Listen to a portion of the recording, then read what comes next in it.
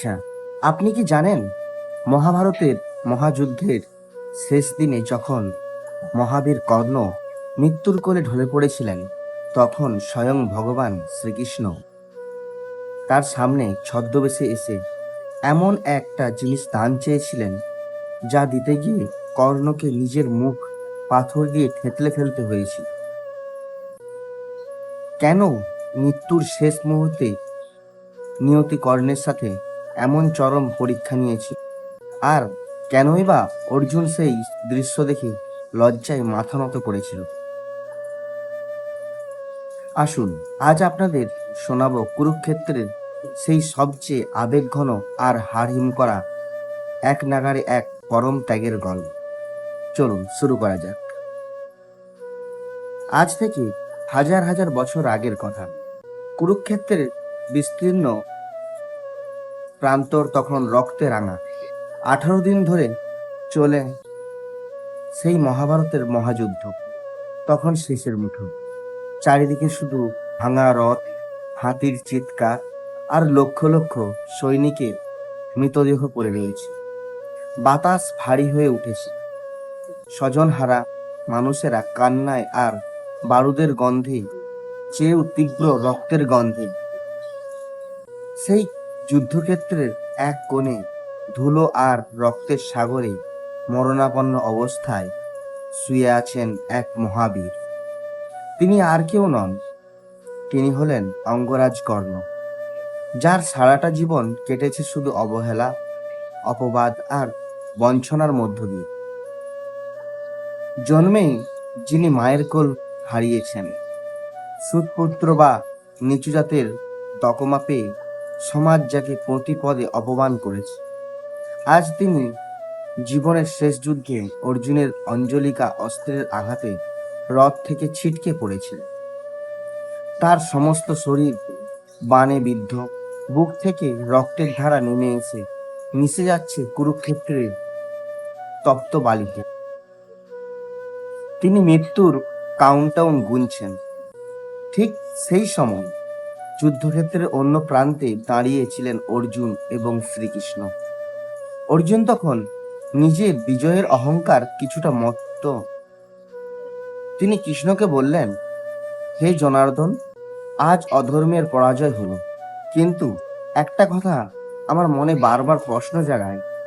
এই যুদ্ধে কর্ণের মতো এত বড় বীর, যে কিনা অধর্মের পক্ষে লড়ছিল, তার মৃত্যুর সময়েও কেন চারিদিকে শুধু তার দানশীলতার ধন্য ধন্য রব উঠছে? লোকে যুধিষ্ঠির মহারাজকেও বড় দাতা বলে, কিন্তু কর্ণের নামের আগে কেন সবসময় মহাদানবীর শব্দটা যুক্ত হয়? কর্ণ কি সত্যি আমার জ্যেষ্ঠ ভ্রাতা, যুধিষ্ঠিরের চেয়েও বড় দাতা? শ্রীকৃষ্ণ অর্জুনের মনের এই সূক্ষ্ম অহংকার বুঝতে পারলেন। তিনি মুচকি হেসে বললেন, পার্থ, মুখে মুখে নিজেকে দাতা বলা আর জীবনের শেষ রক্তবিন্দু দিয়ে দান করার মধ্যে আকাশ পাতাল তফাৎ আছে। যুধিষ্ঠির ধর্ম মেনে দান করেন, রাজকোষ থেকে দান করেন, কিন্তু কর্ণ দান করেন নিজের অন্তর থেকে। সেখানে কোনো নিয়মের বাঁধন থাকে না। তুমি যদি নিজের চোখে তা দেখতে চাও, তবে আমার সাথে চলো। আজ তুমি দানবীর কর্ণের শেষ পরীক্ষা দেখবে। এই বলে শ্রীকৃষ্ণ এবং অর্জুন দুজনে নিজেদের রাজকীয় বেশ ত্যাগ করলেন। তার জরাজীর্ণ মলিন পোশাক পরে দুজন অত্যন্ত দরিদ্র বার্ধ ব্রাহ্মণের ছদ্মবেশ ধারণ করলেন। তারপর তারা ধীর পায়ে হেঁটে চললেন সেই দিকে যেখানে কর্ণ মৃত্যুর কোলে ঢলে পড়েছেন। কর্ণ তখন যন্ত্রণায় ছটফট করেছেন, চোখ দুটো আধবোজা। সূর্যদেব তখন পশ্চিম আকাশে অস্তাচলে যাচ্ছে, যেন তার প্রিয় পুত্রের এই করুণ দশা তিনি আর চোখে দেখতে পারছেন না। এমন সময় কর্ণের কানের কাছে এসে এক বৃদ্ধ ব্রাহ্মণ কাতর গলায় ডেকে উঠলেন, হে অঙ্গরাজ কর্ণ, হে দানবীর, আমাদের রক্ষা করুন। কর্ণ তখন খুব কষ্ট করে নিজের ভারী চোখের পাতা দুটো মেললেন।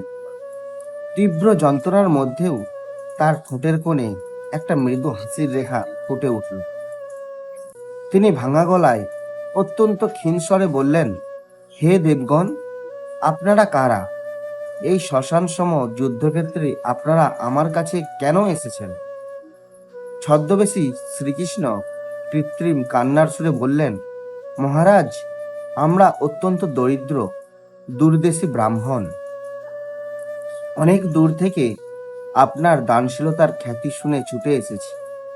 আমরা 3 দিন ধরে কিছু খাইনি। আমাদের কিছু সোনা বা অর্থ দিয়ে সাহায্য করুন, যাতে আমরা এই চরম দরিদ্র থেকে বাঁচতে পারি। কর্ণ একটা দীর্ঘশ্বাস ফেললেন। তার চোখ দিয়ে 2 ফোঁটা জল গড়িয়ে পড়ল। তিনি বললেন, হে ব্রাহ্মণদেব, আপনারা আসতে বড্ড দেরি করে ফেললেন। আজ আমার ভাগ্য, আমার নিয়তি সবই শেষ। দেখুন, আমার চারপাশে শুধু পড়ে আছে মৃতদেহ আর ভাঙা তলোয়ার। আমার এই রক্তাক্ত শরীর ছাড়া এখন আর কিছু অবশিষ্ট নেই। আমি আজ সম্পূর্ণ নিঃস্ব। আমার রথ ভেঙে গেছে, আমার ধনুক মাটিতে লুটিয়ে পড়েছে। আজ আমি আপনাদের দেওয়ার মতো কিছুই খুঁজে পাচ্ছি না। আমাকে ক্ষমা করুন। ব্রাহ্মণরূপী কৃষ্ণ তখন মাথা নেড়ে বললেন, তাহলে কি কাপালিকরা যা বলে তাই ঠিক? দানবীর কর্ণের দুয়ার থেকে আজ ব্রাহ্মণ খালি হাতে ফিরে যাবে? যুগে যুগে ইতিহাসে লেখা থাকবে, কর্ণ যখন রাজা ছিলেন, ক্ষমতার চূড়ায় ছিলেন, তখন শুধু যশের জন্য দান করতেন। আর আজ মৃত্যুর মুখে দাঁড়িয়ে তিনি কৃপণ হয়ে গেলেন। ঠিক আছে, হে ব্রাহ্মণ ভ্রাতা, চলো আমরা ফিরে যাই। কর্ণের দানশীলতার অহংকার আজ ভেঙে চূর্ণ হয়ে গেল। ব্রাহ্মণের মুখে এই খোঁটা শুনে কর্ণের বুকটা যেন ফেটে গেল। আজীবন তিনি সবকিছু সহ্য করতে পেরেছেন। দ্রৌপদীর অপমান সহ্য করেছেন, পরশুরামের অভিশাপ মাথায় নিয়েছেন, কুন্তির ত্যাগকে মেনে নিয়েছেন, কিন্তু নিজের দাতা পরিচয়ে বিন্দুমাত্র দাগ লাগুক, এটা তিনি মৃত্যুর মুখে দাঁড়িয়েও মেনে নিতে পারলেন না। তিনি মনে মনে ভাবলেন, না, সূর্যপুত্রের জীবনের শেষ দান এভাবে ব্যর্থ হতে পারে না। তিনি যন্ত্রণার চোখ বন্ধ করে নিজের শরীরের ভেতর শেষ অবশিষ্ট শক্তিটুকু জোগাড় করার চেষ্টা করলেন। হঠাৎ তার মনে পড়ল, তার একটি দাঁতে সোনা বাঁধানো রয়েছে। কর্ণ আর এক মুহূর্তও নষ্ট করলেন না। তিনি পাশে পড়ে থাকা একটি ভারী পাথর হাতে তুলে নিলেন। ধারালো পাথরের টুকরো হাত বাড়িয়ে তুলে নেওয়ার পর অর্জুন এবং ছদ্মবেশী কৃষ্ণ অবাক হয়ে দেখতে লাগলেন। কর্ণ সেই ভারী পাথরটি দিয়ে নিজের মুখের উপর সজোরে আঘাত করলেন। উফ! এক তীব্র যন্ত্রণায় কর্ণের মুখ থেকে আর্তনাদ বেরিয়ে এলো। মুখ ফেটে ফিনকি দিয়ে রক্ত ছুড়ে এলো। কিন্তু কর্ণ থামলেন না। তিনি নিজের হাত দিয়ে সেই সোনা বাঁধানো দাঁতটি উপড়ে ফেললেন। রক্তে ভেজা, মাংস লেগে থাকা সেই সোনার দাঁতটি নিজের কাঁপতে থাকা হাতের তালুতে নিয়ে কর্ণ ব্রাহ্মণের দিকে বাড়িয়ে দিলেন। বললেন, হে ব্রাহ্মণদেব, এই নিন আমার শেষ পুঁজি। এই সোনাটুকু বাজারে বিক্রি করলে আপনারা অনেক অর্থ পাবেন। আপনাদের দরিদ্র দূর হয়ে যাবে। দয়া করে এটি গ্রহণ করে আমাকে ঋণমুক্ত করুন। কিন্তু পরীক্ষা এখানেই শেষ হলো না। শ্রীকৃষ্ণ কর্ণের ত্যাগের গভীরতা অর্জুনকে আরো স্পষ্ট করতে চাইলেন।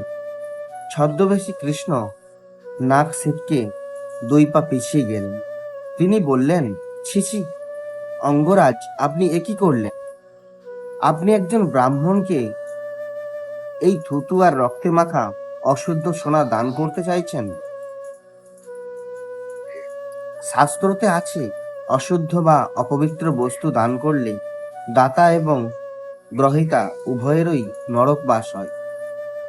আমরা এই অপবিত্র সোনা স্পর্শও করতে পারবো না।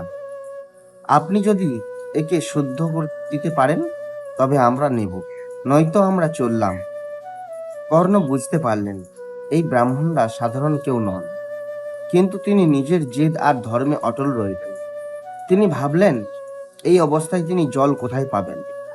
কুরুক্ষেত্রের সমস্ত জলাশয় তো সৈনিকদের রক্তে লাল হয়ে গেছে, চারিদিকে কোন পবিত্র জলের উৎস নেই। কর্ণ তখন পরম নিষ্ঠায় মনে মনে নিজের ইষ্টদেব সূর্যনারায়ণকে স্মরণ করলেন। তিনি তার পাশে পড়ে থাকা একটি ভাঙা ধনুক আর একটি মাত্র তীর টেনে নিলেন। শরীরের শেষ রক্তবিন্দু দিয়ে অলৌকিক এক শক্তিতে তিনি সেই তীরটি ধনুকে জুড়লেন এবং সোনা মাটির বুকে আঘাত করলেন। তীরটি মাটিতে বিদ্ধ হতেই ম্যাজিকের মতো সেখানে থেকে ভূগর্ভস্থ গঙ্গার এক স্ফটিক স্বচ্ছ পবিত্র জলের ধারা ফোয়ারার মতো উপরে উঠে এলো। কর্ণ সেই পবিত্র গঙ্গা জলে নিজের ভাঙা সোনার দাঁতটি খুব ভালো করে ধুয়ে নিলেন। সমস্ত রক্ত আর বিশুদ্ধি ধুয়ে মুছে সাফ হয়ে গেল। সোনাটি আবার চকচক করে উঠল। এবার কর্ণ সেই শুদ্ধ সোনাটি অত্যন্ত বিনম্রভাবে ব্রাহ্মণের চরণে উৎসর্গ করলেন এবং বললেন, হে দেব, এবার এটি সম্পূর্ণ পবিত্র। এবার দয়া করে আমার এই শেষ দানটুকু গ্রহণ করুন। কর্ণের এই অতি মানবীয় এবং অবিশ্বাস্য আত্মত্যাগ দেখে অর্জুনের চোখের অহংকার এক নিমিষে ধুয়ে পুছে সাফ হয়ে গেল। অর্জুনের মাথায় লজ্জা আর শ্রদ্ধায় নিচু হয়ে গেল। তিনি বুঝতে পারলেন যুধিষ্ঠির মহারাজ যেখানে নিয়মের ঘেরাটোপে দান করেন, সেখানে কর্ণ নিজের প্রাণ বিসর্জন দিয়েও দান করতে পারেন। কর্ণের দান কোনো প্রাপ্তির আশাই নয়, তা হলো তার আত্মার স্বভাব। ঠিক সেই মুহূর্তে যুদ্ধক্ষেত্রের সেই অন্ধকার কোন এক স্বর্গীয় আলোয় আলোকিত হয়ে উঠল। শ্রীকৃষ্ণ আর নিজের ছদ্মবেশ ধরে রাখতে পারলেন না।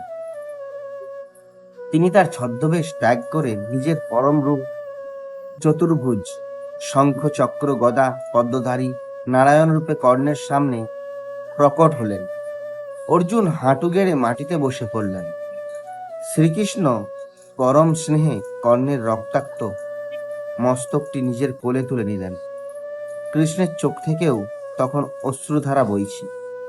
তিনি বললেন, ধন্য তুমি কর্ণ, এই ত্রিলোকের ইতিহাসে তোমার চেয়ে বড় দাতা না কোনোদিনও জন্মেছে আর না কোনোদিনও জন্মাবে।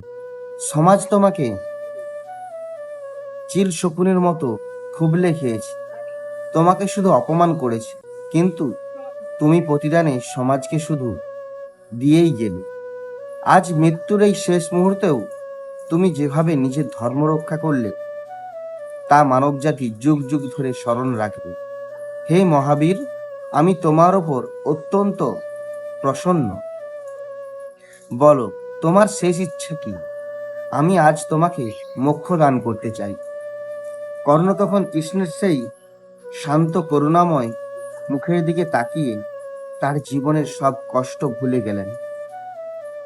তিনি দুর্বল হাতে হাত দুটি জড়ো করে বললেন, হে প্রভু, হে মধুসূদন, আমি মোক্ষ চাই না, আমি স্বর্গও চাই না। আমার শুধু দুটো প্রার্থনা আছে। প্রথমত, যদি কোনোদিন আমাকে আবার এই মর্তলোকে জন্ম নিতে হয়, তবে পরিস্থিতি যতই কঠিন হোক না কেন, সমাজ আমাকে যতই অবহেলা করুক না কেন, আমি যেন অধর্মের পক্ষে থাকলেও নিজের ভেতরের সততা, মানবিকতা আর এই দানের ধর্ম কোনোদিনও না ভুলি। কৃষ্ণ চোখ মুছলেন এবং বললেন, তথাস্তু। তোমার দ্বিতীয় ইচ্ছা কি কর্ণ, বলো। কর্ণ এক ফোঁটা দীর্ঘশ্বাস ফেলে বললেন, প্রভু, এই সমাজ আমাকে সারা জীবন অপবিত্র বলেছে, সুতপুত্র বলে দূরে ঠেলে দিয়েছে।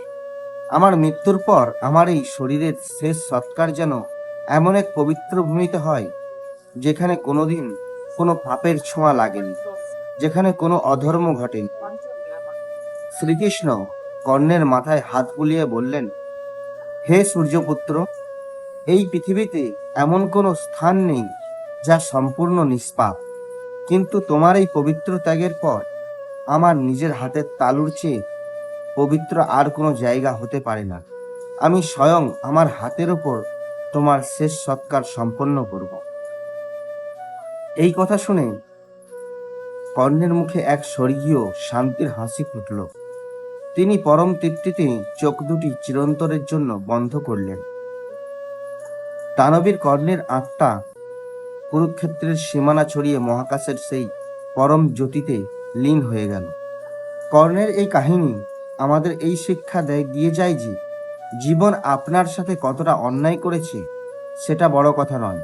বড় কথা হলো সেই অন্যায়ের বিপরীতে দাঁড়িয়ে আপনি নিজের ভেতরের আলোটাকে কতটা বাঁচিয়ে রাখতে পারছেন।